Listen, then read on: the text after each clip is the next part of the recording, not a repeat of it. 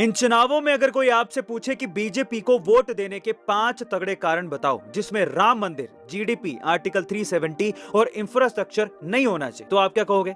मैं आपको बताता हूं। पहला, साल 1995 में आया मुस्लिम वक्फ बोर्ड एक्ट। अगर वक्फ बोर्ड को लगता है कि देश की कोई भी जमीन उसकी है, तो कानूनी तौर पर वो जमीन वक्फ बोर्ड की ही हो जाती है। और अगर आपको ये जमीन वापस लेनी है, तो आपको हाई कोर्ट या सुप्रीम कोर्ट नहीं बल्कि वक्फ बोर्ड के कोर्ट में जाना पड़ता है। दूसरा, पीसीटीवी बिल जो 2013 में आने वाला था। इसके तहत अगर देश में कहीं पर भी कोई दंगा हुआ तो आरोपी हमेशा मेजोरिटी यानी कि हिंदू ही होगा। तीसरी वजह, भारतीयों की विदेशों में बढ़ती साख, जिससे हम भारतीयों का नाम अमेरिका और रूस जैसे देशों में इज्जत से लिया जाने लगा है। चौथा, मैं भारत में रहता हूं और भारत में रह के ही सनातन धर्म का अपमान मैं नहीं देख सकता। पांचवा, पाकिस्तान नहीं चाहता कि बीजेपी चुनाव जीते, और जो मेरा दुश्मन देश चाहता है वो तो मुझे हरगिज नहीं करना, क्योंकि इससे हमारे देश का ही नुकसान होगा।